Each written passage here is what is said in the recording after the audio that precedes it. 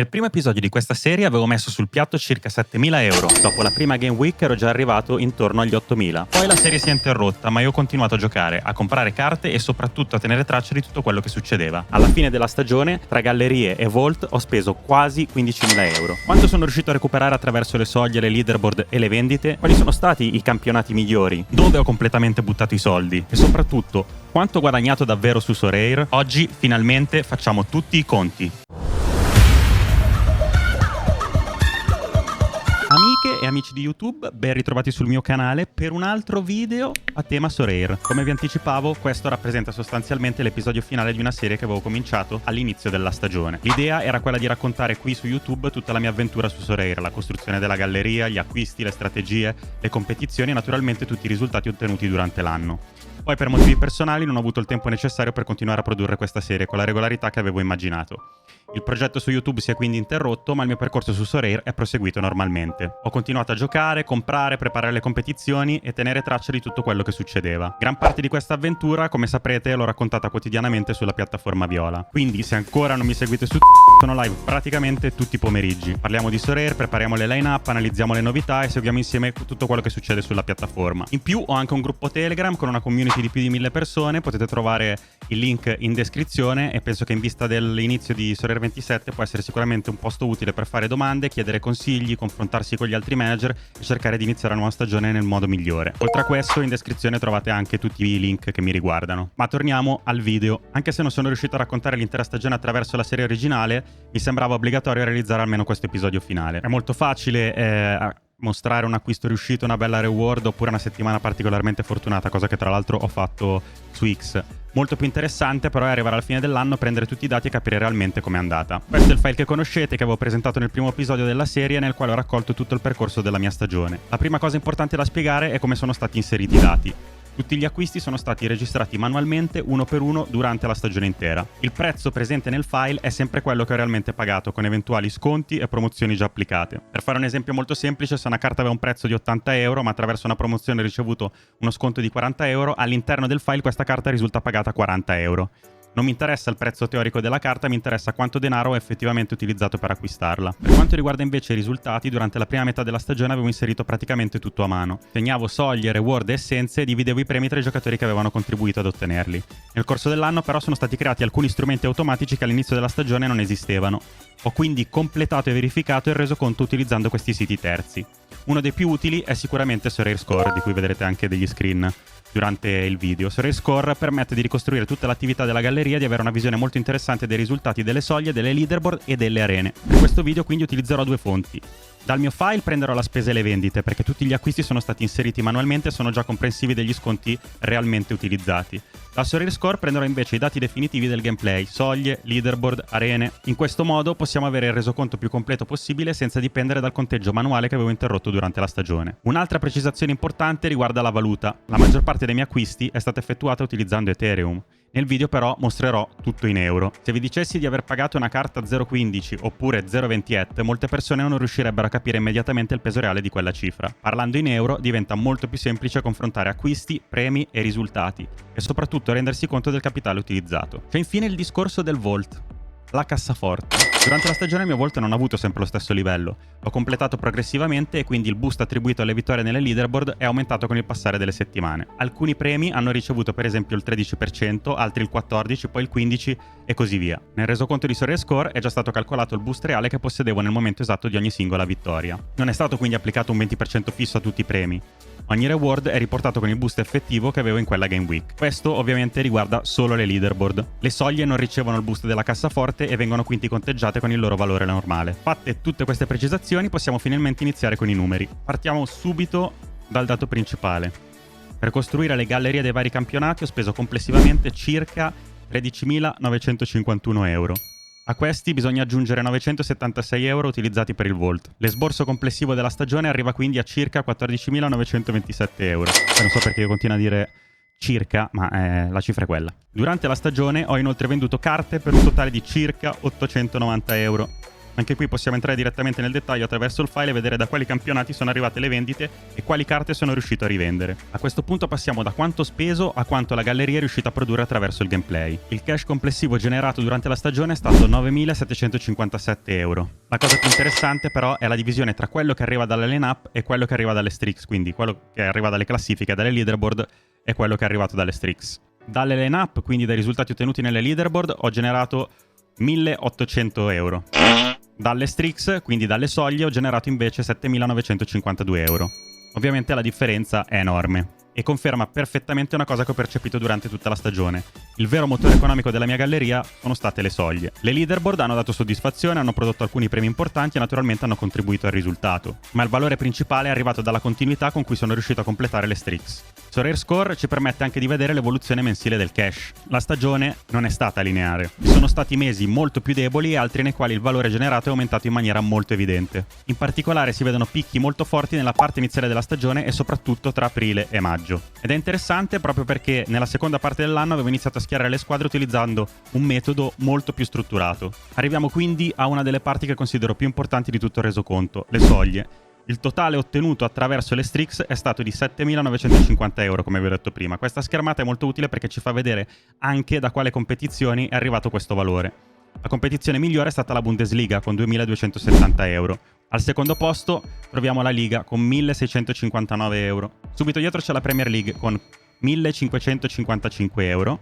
E queste tre competizioni da sole hanno prodotto la parte più importante di tutto il valore ottenuto attraverso le soglie. Poi troviamo una seconda fascia composta dalla Contender con 656 euro, dalla Challenger con 498 euro, dalla Jupiler Pro League, quella belga, con 370 euro. Le competizioni che mi hanno restituito meno attraverso le soglie sono state invece la Ligue 1 con 258 euro e le Eredivisie con 245 euro. Per capire però se una competizione sia stata realmente una buona scelta bisogna però incrociare il valore prodotto con il costo iniziale della galleria, ed è qui che torna molto utile il mio file. Sorare Score mi dice quanto ho ottenuto. Il file mi permette di capire quanto avevo speso per ottenere quel risultato. Se guardiamo tutto il cash prodotto, quindi soglie più leaderboard, i tre campionati migliori sono stati Bundesliga con 2.447 euro, Premier League con 2.388 euro e la Liga con 1.997 euro. Poi troviamo la Challenger con 753 euro, la Contender con 627 euro, la Jupiler Pro League con 518 euro e le Eredivisie con 445 euro. Chiude la Ligue 1 con 392 euro. La Bundesliga è stata sicuramente la competizione migliore. È quella che ha prodotto più cash complessivo e soprattutto è quella nella quale le soglie hanno funzionato meglio. La galleria è riuscita a produrre valore con una buona continuità e i risultati sono arrivati sia attraverso le Strix sia nelle leaderboard. Anche la Premier League è andata molto bene. Una parte importante del risultato è arrivata nelle primissime Game Week. Avendo acquistato le carte durante l'Early Access avevo accesso alla promozione iniziale con il boost dei premi delle soglie. In quella fase sono riuscito a recuperare $1.000. Quella partenza ha inciso parecchio sul risultato complessivo della Premier. È inoltre il campionato nel quale il valore generato dalle leaderboard ha avuto il peso più importante rispetto alle Strix. Anche la Liga è stata una delle competizioni migliori. Ha prodotto quasi 2.000 euro complessivi con una parte molto importante proveniente dalle soglie. Il problema è che era anche uno dei campionati nei quali avevo investito maggiormente. Quindi il rendimento sportivo è stato buono, ma bisogna sempre contestualizzarlo rispetto alla spesa iniziale. La Contender è andata abbastanza bene. Non è stata la competizione che ha prodotto più valore in termini assoluti, ma considerando il costo della galleria è stata una delle più efficienti. Il discorso sulla Challenger è diverso. Secondo me era una competizione molto buona e assolutamente attaccabile. Se i miei risultati non sono stati all'altezza, la responsabilità è principalmente mia. Non penso che fosse una competizione impossibile, soprattutto se riferito alle soglie. In questa competizione ho ottenuto un oro in leaderboard, ma purtroppo solo nella divisione 2 con un punteggio altissimo, che mi avrebbe anche consentito di vincere la divisione 1. Avevo comunque una galleria che poteva produrre di più e sono stato io a non sfruttarla abbastanza bene, e quel risultato ne è proprio la dimostrazione. Un discorso simile vale per le Eredivisie. Era un campionato nel quale c'era concretamente la possibilità di raggiungere più volte anche l'ultimo step delle soglie. Io non ci sono riuscito quanto avrei voluto. E anche in questo caso non penso che la colpa fosse della struttura della competizione. Sono stato io scarso a sfruttarla, soprattutto nella gestione degli acquisti in un momento del campionato in cui potevo spingere un po' di più. Il Belgio invece è stato un campionato molto più difficile. Le soglie erano complicate e la competizione era generalmente molto impegnativa. Nonostante questo, nella parte finale della stagione sono riuscito a migliorare e sono arrivati anche dei buoni risultati nelle leaderboard. Vado a memoria, se non ricordo male, dovrei aver fatto un secondo posto, credo in divisione 2. Quindi non è andata benissimo, ma considerando la difficoltà non è stata neanche la bocciatura principale. La bocciatura principale invece è senza dubbio legata alla Ligan. Avevo investito molto e il cash prodotto è stato di appena 392 euro. Assolutamente soldi buttati. Uno dei problemi principali era il turnover delle squadre più forti. Il Paris Saint-Germain cambiava continuamente formazione, l'Olympique Marsiglia aveva De Zerbi a inizio stagione, quindi aveva tantissime rotazioni. Era molto molto difficile evitare DNP o comunque giocatori che entrassero dalla panchina e quindi non avessero l'impatto necessario. Le streak saltavano continuamente e bisognava ogni volta ricominciare da capo. Quindi, considerando il prezzo delle carte, il turnover e il valore recuperato, la Ligan è stata probabilmente la lettura più sbagliata di tutta la mia stagione. Dalle classifiche ho ottenuto complessivamente 1800 euro. La mia stagione però è stata divisa abbastanza nettamente in due parti. Durante i primi mesi non ero riuscito a ottenere neanche un podio. Preparavo tante line-up, avevo diversi profili forti e in alcune settimane riuscivo anche a portare più squadre a punteggi competitivi, ma mancava sempre qualcosa per arrivare realmente nelle prime posizioni. Sicuramente una di queste cose erano i punti XP. La verità è che però poi ho modificato in maniera più strutturata il modo di costruire le squadre. Questo cambiamento ovviamente non riguardava soltanto le leaderboard. Il mio obiettivo principale rimaneva quello di raggiungere le soglie e di disperdere meno soldi possibili. Su Sorare però, quando schieri una squadra per completare una streak, con quella stessa formazione partecipi contemporaneamente alla leaderboard, almeno questo è quello che valeva fino a quest'anno. Di conseguenza i risultati arrivati in classifica sono stati soprattutto una conseguenza del miglioramento delle squadre costruite per le soglie. Questo cambiamento è stato guidato soprattutto dal fatto che ho iniziato a guardare un po' meno il calcio inteso nella maniera tradizionale e molto di più i numeri. Ad esempio l'all-around basato sui 90 minuti, le percentuali di partite sopra determinate soglie di punteggio, la capacità dei giocatori di produrre un buon risultato anche senza decisive, e soprattutto un'altra cosa importante, la gestione delle correlazioni tra giocatori.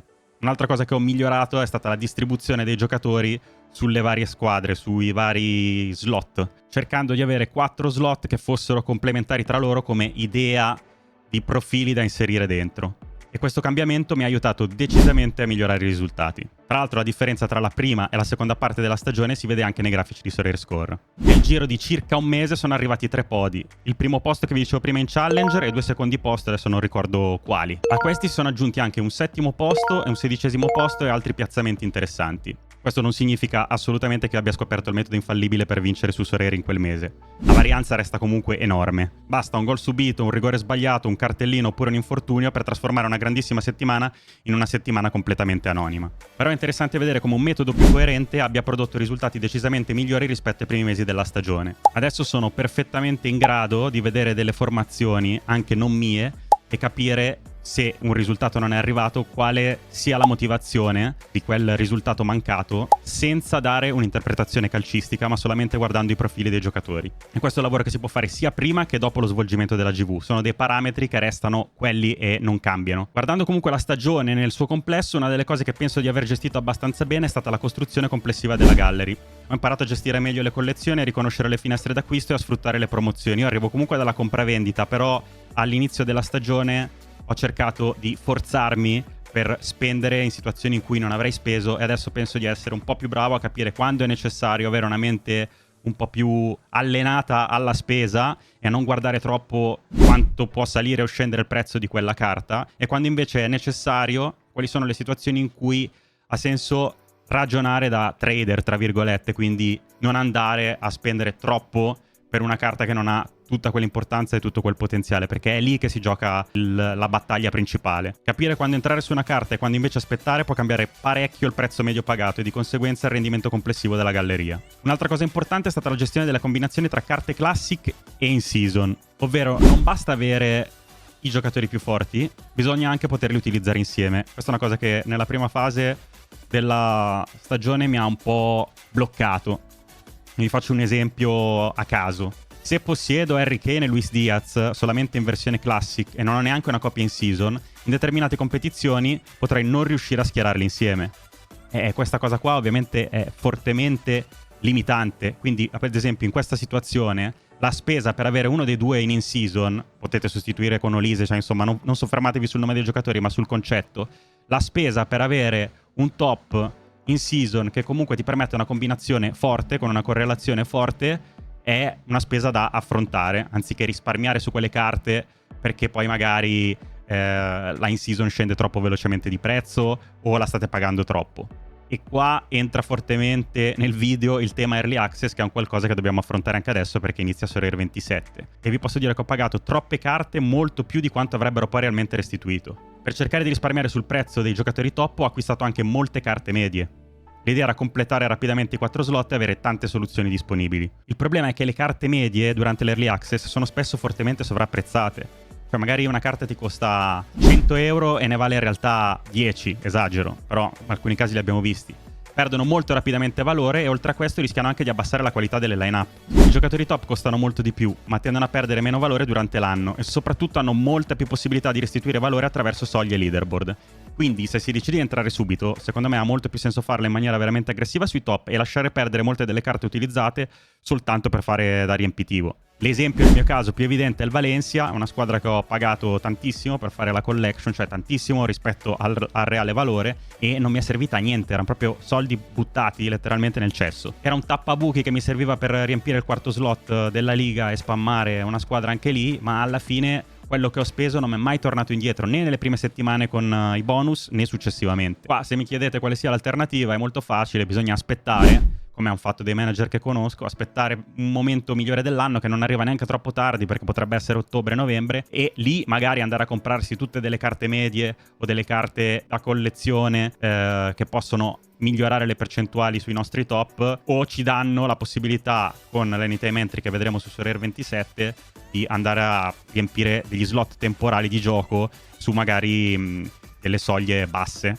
dove sono richiesti punteggi più limitati. Tra l'altro in quella fase dell'anno si possono comprare anche gli stessi top a un prezzo più basso. Questa comunque è una questione che affronteremo probabilmente in un video specifico sulle strategie per Sorare 27. Altra parte importante della stagione riguarda le arene. In questo caso non utilizzo i dati del mio file perché mi sono fermato a metà per aggiornarli, e usiamo direttamente i dati di Sorare Score che fa un bel riepilogo di tutte le arene. Durante la stagione ho giocato complessivamente 593 arene. Io la maggior parte le giocavo live, quindi non facevo arene precompilate. Ho investito 74.500 essenze e ne ho ottenute 80.850. Il risultato finale è quindi un guadagno netto di 6.350 essenze con un ROI positivo di 8,52%, ma la cosa più importante è che attraverso le arene ho ottenuto anche 90.000 XP, che sono fondamentali. Il mio win rate è stato dell'11,13%, mentre sono riuscito ad arrivare tra i primi tre nel 32,04% delle arene giocate. Non un granché, comunque neanche così male. Da un punto di vista puramente matematico le arene sono state positive. Non penso comunque di averle sfruttate